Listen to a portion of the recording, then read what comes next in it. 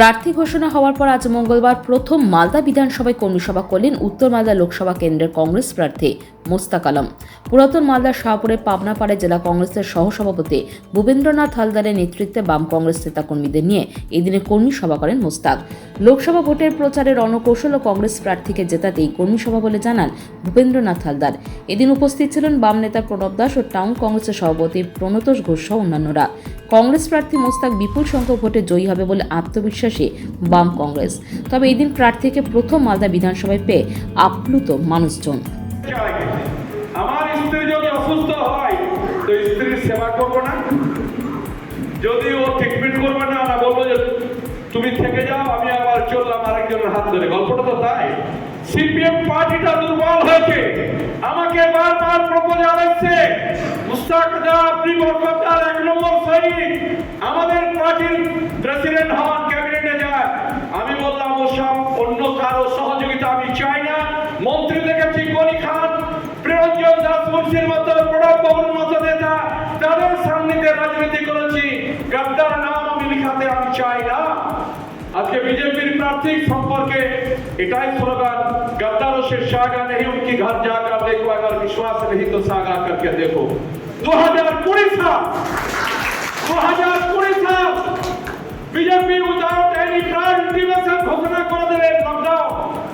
মালদা জেলার 1,45,000 migrant labour 26টা রাজ্যে ছিল। ডিএমকে 35টা, অর্জুন, আমরা, গোপাল দাস, কম্পিউটার চালু করি সব এমএলএরা আলোকগ্রহ থেকে শুরু করে আমরা লিস্ট দিলাম। লিস্ট দেওয়ার পর আটকে করে 1,45,000 তালিকা পেলাম। গভর্নমেন্ট বলো 50,000 কোটি টাকা দিয়ে প্রধানমন্ত্রী গরিব কল্যাণ যোজনা ঘোষণা করলেন। সারা ভারতবর্ষে 7টি রাজ্য, 116টি জেলা, তারা টাকা পেল। অপরাধ আমার মালদার লোকেরা পেল না। প্রায় 3 লক্ষ পরিবার যুক্ত আছে মাইগ্রেন্ট লেবারের সাথে। আমি মহামান্য আদালতে মামলা করলাম, 7টা হিয়ারিং হলো। মমতা ব্যানার্জির অ্যাডভোকেট জেনারেল এলো না, নরেন্দ্র মোদীর অ্যাডিশনাল সলিসিটর জেনারেল না, মহামান্য বিচারপতি সন্দীপ বন্দ্যোপাধ্যায় তিনি লিখলেন, the migrant labour of the Malda district are eligible to get the benefit of the prime minister গরিব কল্যাণ যোজনা স্কিম। অর্থাৎ 25,000 লোক যদি বাইরে কাজ করেছে তার প্রমাণ করা যায়। আমি সেখানে দিয়েছি 1,45,000। কোর্ট অর্ডার করে দিয়ে গেছে। টুডে টুমোর আমি গতকালকে কলকাতা থেকে উকিলকে বলেছি, ভাই অনেক হেল্প করেছো, আমার জীবনের সবচেয়ে বড় স্বপ্ন ওই সময় মানুষ যখন কাঁদছিল, ব্যাটারে আমার সন্তানকে এনে দাও। কি করে যন্ত্রণা একটা ব্যাঙের মেলে আছি, কি করে আমি 26টা রাজ্য থেকে মানুষকে আনবো। অধীর রঞ্জন চৌধুরী, বিপি সিং, আমাদের রাজস্থানের মুখ্যমন্ত্রী অশোক গেহলোত, সোনিয়াজি, রাহুলজি উদ্যোগ নিয়ে আলটিমেটলি মানুষকে আনার ব্যবস্থা করতে পেরেছিলাম। ওখানে যখন মানুষ খাবার পাচ্ছিল না, লাস্টে চিঠির পর চিঠি সেখানকার ডিএমদেরকে সবকে কন্ট্যাক্ট নাম্বার দিয়ে আমাদের ছেলেদেরকে বলছিল, अरे यार नेताजी को बोलो खत मत भेजने के लिए, क्योंकि हम लोग का नौकरी चले जाएगा, तुम लोग को खाना देते हैं, पानी देते हैं, सब कुछ देते हैं, क्या जरूरत है हम लोग को बोलिए। আমি কৃতজ্ঞ।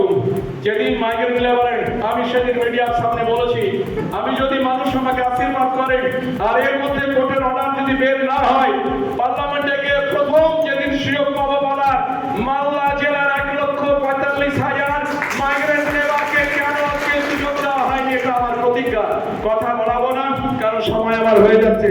আমি আপনাদের কাছে হাত জোর করে অনুরোধ করতে চাই, গোপাল একটা কথা বলেছে, এর আগে 100 ফ্লেক্স ছিল, আজকে 150 ফ্লেক্স আছে, ফ্ল্যাগ আছে। আমাদের নমিনেশন পর্যন্ত সব রকমের প্রস্তুতি। অনেক জায়গা আছে আমাদের দুর্বল আছে, জোট আছে, ইত্যাদি আছে। চিন্তা করবেন না, ফ্ল্যাগ টাঙানো, ফ্ল্যাগ খোলা, বিস্তর বেছানো, এই মানসিকতা আমার আছে। চাষির ছেলে, আজও আমি প্রধানত মতো যেরকম পারবো ধ্যান লাগাতে পারবো, তুলতে পারবো, সব করতে পারবো। আই হ্যাভ ডান ইট। অতএব আমি একটা কর্মী হিসাবে মিছিল করে চলে যায় ফ্ল্যাগ আমি খুলি, সেই মানসিকতা আছে। আমাদের কর্মীদেরকে কি লাগবে, কি অনুপ্রেরণা থাকবে সেটা পারবো। আর একটা কথা, আজকে পুলিশ প্রশাসন যদি বলে, অর্জুন জানেন, গোপাল জানেন, 18 মাসের মধ্যে ওন ফান্ড নাই, 15,000 টাকা আমি দিলাম, 8 টাকা আমি মনসুর রহমান আজকে সব টাকা তুলে দিলাম। তখন থেকে একটা রিলেশনশিপ বিল্ড আপ হয়েছিল।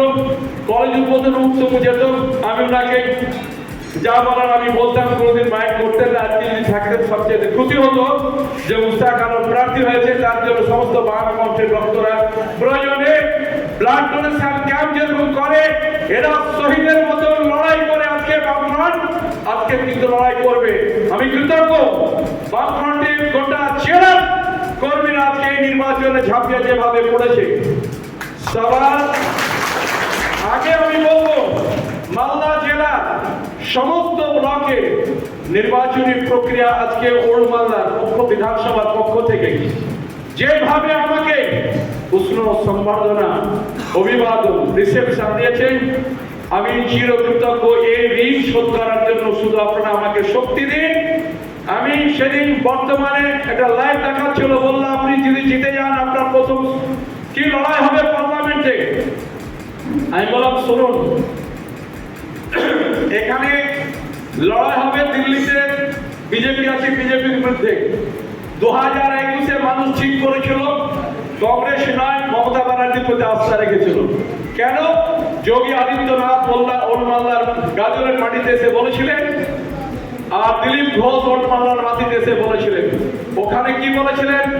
मैं यूपी का जनता को वादा किया था, मुझे मौका दीजिए, सत्ता में लाइए, 24 घंटा के बीच में गाय काटा बंद कर देंगे। अगर बंगाल में हम लोग सत्ता में आएंगे, गाय काटा बंद कर देंगे। যত রাজ্যের মুসলমান এক হও, সবাই মমতা ব্যানার্জির প্রতি আস্থা হলো। আমরা অর্জুনরা হেরে তক্তা হয়ে গেলাম। ঈশা সুজাপুরের মতো তো বর্ততার ঘাটি, সেখানেও সবচাইতে কম ভোট পেল। দুঃখ নেই, মানুষের রায় আমাদেরকে মেনে নিতে হবে। আমরা বললাম এই লড়াই বিজেপির বিরুদ্ধে। সিপিএম এর বন্ধুরা এবার এত মেন্টালি শক্ত হয়েছে, কারণ শৈলেন বাবুর সান্নিধ্যে হবিবপুর গাজল কি হয়েছে, এমএলএ হয়েছে, সহকারী সভাধিপতি জেলা পরিষদ হয়েছে, সেখানে সভাপতি ছিল, কলমে চালিয়েছে। এত কিছু ভালোবাসা পাওয়ার পর বামফ্রন্টের সাথে বন্দে মাতরম, বন্দে মাতরম, কংগ্রেস জিন্দাবাদ, বাম কংগ্রেস জিন্দাবাদ, মোস্তাককে জিতাচ্ছি, জিতাবো, মোস্তাককে জিতাচ্ছি, জিতাবো, বন্দে মাতরম। Bureau news Bangla Times.